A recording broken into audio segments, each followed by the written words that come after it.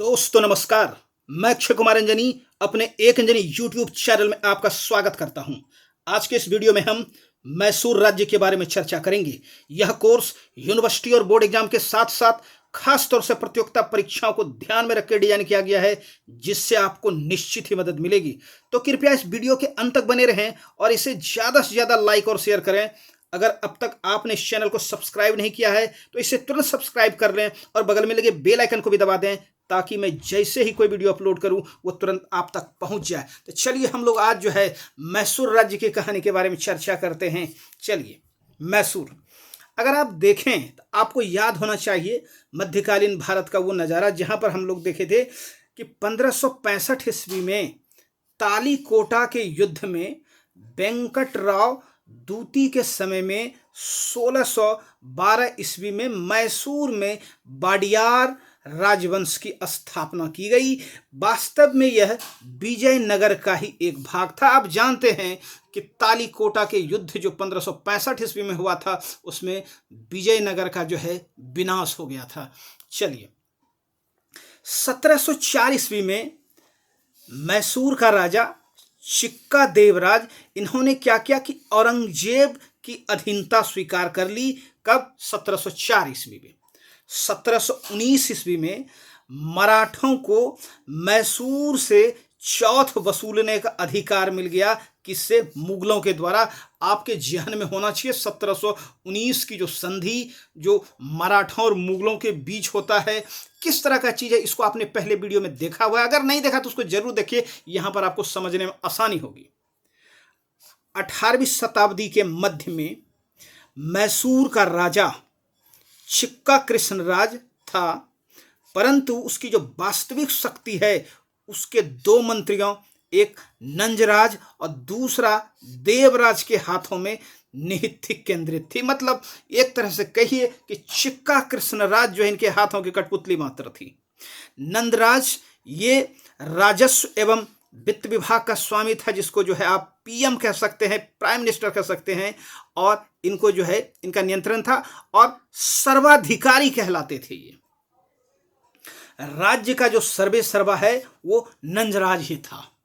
चलिए, राज्य का सर्वे सर्वा नंजराज ही था। और देवराज जो है ये सेना प्रमुख था। इनको जो है दालवाई कहा जाता था। मतलब एक जो है सर्वाधिकारी, दूसरे जो है दालवाई, एक नंजराज और दूसरे देवराज। ये आपको जो है दिमाग में रखना चाहिए। चलिए, उसके बाद देखें कि कुछ घटनाक्रम जो आपको याद रखना चाहिए। घटनाक्रम ये कि जो नंदराज के समय जो है हैदर अली नामक एक योग्य व्यक्ति उसकी सेना में जो है भर्ती हुआ। बहुत ही एकदम साधारण सैनिक के रूप में भर्ती हुआ और अपनी योग्यता के दम पर पहले मैसूर का सेनापति और बाद में मैसूर का जो है स्वामी या शासक ही बन बैठा। तो हम लोग थोड़ा सा यहाँ पर जो है हैदर अली के बारे में जो है संक्षेप में जो है जानने का यहाँ पर प्रयास करते हैं। हैदर अली का जो है अगर देखें तो जन्म ये 1721 ईस्वी में हैदर अली का जन्म होता है। कहाँ पर? ये मैसूर कोलार में, बिल्कुल एक साधारण परिवार में। इनके पिता, हैदर अली के पिता का नाम फतेह हैदर था, जो मैसूर में एक किले का एक अधिकारी था। कौन? फतेह हैदर। बड़ा होकर हैदर अली ने नंजराज के यहाँ एक साधारण सैनिक के रूप में जो है नौकरी प्रारंभ की। हम लोगों ने पहले भी इसकी चर्चा की है। हैदर अली के युद्ध कौशल से प्रभावित होकर मैसूर के प्रधानमंत्री कौन? नंदराज ने इनको जो है 1755 ईस्वी में डिंडीगुल का जो है जो किला है उसके फौजदार नियुक्त के। मतलब जो है ये उनकी एक महत्वपूर्ण जो है प्रोन्नति या उन्नति हमको दिखने को मिलता है जब उनको नियुक्त किया जाता है डिंडीगुल के जो है फौजदार के रूप में। अब देखिए उनका प्रमोशन हो गया और अब यहाँ पर वो किस तरह से अपनी स्थिति को जो सुदृढ़ करते हैं। डिंडीगुल के किले का फौजदार बनने के बाद उन्होंने जो है दो कार्य किए। उनके द्वारा दो काम किए गए। देखें, सबसे पहला क्या काम है भाई? तो आपको पता होना चाहिए कि जो हैदर अली है ये पढ़ा लिखा व्यक्ति नहीं था, तो अपनी निरक्षरता को दूर करने के लिए, कमी को पूरा करने के लिए जो है उन्होंने क्या किया, खंडे राव नामक एक ब्राह्मण को अपना सलाहकार नियुक्त किया। एक, क्योंकि पढ़े लिखे नहीं थे इसलिए जो है एक होशियार आदमी को अपना सलाहकार नियुक्त किया, और दूसरी जो है अपनी सेना को आधुनिक ढंग से प्रशिक्षित करने हेतु फ्रांसीसी अधिकारियों की नियुक्ति की गई। तो ये जो है 2 कार्य किए गए डिंडीगुल में रह के। किन के द्वारा? जो है हैदर अली के द्वारा।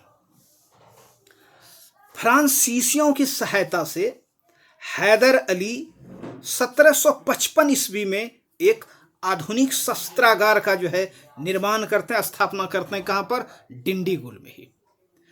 1759 ईस्वी में मराठा जो है आक्रमण कर देते हैं मैसूर के ऊपर, और इसमें जो है हैदर अली के द्वारा महत्वपूर्ण भूमिका निभाई जाती है, और इससे प्रसन्न होकर नंजराज जो है उसे मतलब जो है हैदर अली को मैसूर का जो है सेनापति नियुक्त कर देते हैं। अब देखिए इनकी महत्वाकांक्षा जो है कैसे फिर से जो आगे बढ़ती है या हिलोरे मारती है, इसको जरा हम लोग देखें। तो सबसे पहले जो खंडेराव है, जो उनका सलाहकार था, खंडेराव वास्तव में एक षड्यंत्रकारी व्यक्ति था। उसने जो है राजमाता को अपनी ओर मिला लिया, विश्वास में लिया, और यह आश्वासन दिलवाया कि हैदर के सहयोग से हम जो है नंजराज की शक्ति को जो है समाप्त कर सकते, अंत कर सकते हैं। और राजमाता भी जो है इस बात को लेकर प्रसन्न हुई, क्योंकि जो है वास्तव में वह जो है राजा को अपने हाथ की जो है कठपुतली बना के रखा था। किसको? चिक्का कृष्ण राज को। चलिए, राजमाता का समर्थन प्राप्त कर हैदर अली ने जो है नंजराज की जो है हत्या कर दी, उसका जो है अंत कर दिया। और 1761 ईस्वी में वास्तव में जो है इस तरह से मैसूर का जो है शासक ही बन गया, नंजराज को जो है समाप्त करके। इसके बाद जो है उनका जो केंद्रीय प्रशासन है, केंद्रीय प्रशासन में अगर देखें हैदर अली के तो 18 भाग थे, जिसमें जो अधिकारी वो ज़्यादातर जो है वो हिंदू थे, इस बात का ध्यान रखिए। और हैदर अली की सेना में 33,000 जो है घुड़सवार थे। तो कुछ ये जो है फैक्चुअल इंफॉर्मेशन। अपनी सत्ता के लगभग आरंभ से ही हैदर अली को जो है मराठों, निजाम और अंग्रेजों से जो है लड़ाई में जो है लगा रहना पड़ा। दक्कन में भारतीय शासकों या ताकतों में हैदर अली वह पहला व्यक्ति था जिसने अंग्रेजों को शिकस्त दी या पराजित किया। तो ये अपने आप में एक बड़ी शक्ति कि जो है दक्षिण भारत में वो कौन सी शक्ति थी जिन्होंने अंग्रेजों को सब प्रथम जो है पराजित किया, तो नाम जाएगा हैदर अली का। चलिए, हैदर अली ने 1769 ईस्वी में प्रथम आंग्ल मैसूर युद्ध में अंग्रेजों को जो है बार बार पराजित किया, और द्वितीय आंग्ल मैसूर युद्ध के दौरान घायल होने की वजह से जो है उनकी मृत्यु हो जाती है 1782 में। और फिर जो है युद्ध को कैरी ऑन करते हैं कौन?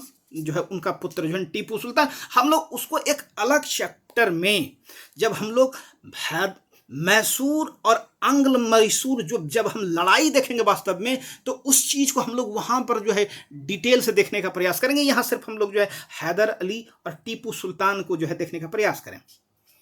हैदर ने चामुंडेश्वरी देवी मंदिर में दान दिए, साथ ही साथ अपने तांबे और सोने के जो उसके जो सिक्के थे उस पर शिव, पार्वती या विष्णु के चित्र जो है हमको अंकित दिखाई पड़ते हैं। तो ऐसा नहीं कि आप समझ लीजिएगा कि उस पर जो है ये मुस्लिम शासक थे तो कुछ जो है वो कलमा उलमा, तो इस तरह का चीज़ नहीं था। यहाँ पर जो है विष्णु, शिव, पार्वती के हमको जो है चित्र का अंकन दिखाई पड़ता है। अब जैसा कि आपको पता है कि द्वितीय जो आंग्ल मैसूर युद्ध है उसमें जो है हैदर अली की मृत्यु हो जाती है घायल होने की वजह से, और शासक बनता है कौन? टीपू सुल्तान।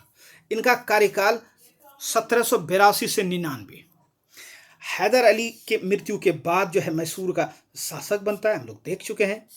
और 1787 में अपने आप को बादशाह घोषित करते हैं। देखिए ये बड़ी बात है, बादशाह की उपाधि धारण करते हैं। साथ ही अपने नाम के सिक्के चलवाते हैं, और वर्ष और महीने के जो नाम हैं वो हिंदू नामों के स्थान पर अरबी नामों का प्रयोग किया जाता है इनके द्वारा, और साथ ही साथ आधुनिक कैलेंडर का भी जो है और आधुनिक नाप तोल की जो प्रणाली है उसको इनके द्वारा जो है बेहतर की जाती है या प्रयोग में लाई जाती है। फ्रांसीसी क्रांति के बहुत बड़े हिमायती थे। फ्रांसीसी क्रांति जो सन 1789 में हुई उसके बहुत बड़े हिमायती थे, और इसके वजह से क्या हुआ, ये जैकोबिन क्लब के जो है सदस्य भी बनते हैं, जैकोबिन क्लब के सदस्य। अगर आप नहीं देखें तो वर्ल्ड हिस्ट्री के कुछ वीडियो है, वहाँ पर आप इसको जाके देख सकते हैं या आप पढ़ के भी इस जानकारी को हासिल कर सकते हैं बना। और खुद को जो है नागरिक टीपू भी ये कहते थे, ये फ्रांसीसी क्रांति का ही प्रभाव था।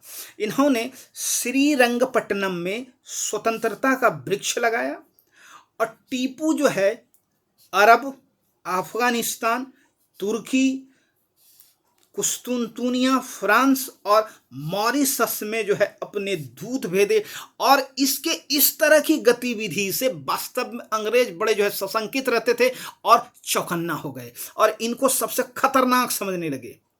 इन्होंने मतलब जो है टीपू सुल्तान ने उच्च पदों पर जो है हिंदुओं को भी जो है नियुक्त किया। इनके दो प्रमुख हिंदू मंत्री की अगर बात करें तो एक पूर्णिया और दूसरे जो है कृष्णराव का नाम हमको दिखाई पड़ता है। चलिए थोड़ा सा और कि फ्रांसीसी जल सेना के कमांडर लेफ्टिनेंट कौन, रीपो को इन्होंने जो अपनी सेवा में नियुक्त किया, और अपनी जल सेना शक्ति को जो है उनके माध्यम से मजबूत करने का जो प्रयास किया गया। मराठा आक्रमणों से क्षतिग्रस्त हुए श्रृंगेरी मंदिर की मरम्मत तथा शारदा देवी की मूर्ति की स्थापना के लिए इन्होंने जो है धन दिया। ये पुरोहित के द्वारा ये अनुरोध किया गया था कि भाई हमको धन दीजिए, तो इनके द्वारा ये दान दिया गया। तो ये अपने आप में यहाँ से सवाल पूछे जाते हैं, ध्यान रखिए। टीपू सुल्तान ने श्रीरंगपट्टनम के दुर्ग में स्थित श्री रंगनाथ नरसिंह या गंगा धारेश्वर की जो मंदिर थी उसमें जो पूजा हुआ करता था उसमें कभी हस्तक्षेप नहीं किया, क्योंकि आपको पता है कि ये पहले जो है यहाँ के हिंदू शासक थे तो वहाँ पर मंदिर भी थी, और मंदिर रहने के बावजूद भी कभी जो है टीपू सुल्तान के द्वारा उसमें जो है पूजा पाठ करने में किसी भी तरह की बाधा या हस्तक्षेप नहीं पहुँचाई गई। और इस तरह से चतुर्थ आंग्ल मैसूर युद्ध जो हुआ 1799 में, उसमें श्रीरंगपट्टनम की रक्षा करते हुए टीपू सुल्तान शहीद हो गए। हम फिर से कह रहे हैं कि हम लोग जो है जितने भी अंग्रेजों और देसी शक्तियों के बीच जो लड़ाई है, चाहे मराठे रहे, मैसूर, हैदराबाद, इनके बीच या बंगाल रहे, अवध रहे, इनके बीच का एक अलग टॉपिक होगा। वहाँ पर हम लोग उस चीज़ों को डिटेल से देखेंगे। यहाँ पर हम लोग ये देखने का प्रयास कर रहे हैं कि मुगल से टूट कर या स्वतंत्र रूप से वो कौन कौन सी शक्ति थी जो मुगल के बाद अस्तित्व में आ रहा है।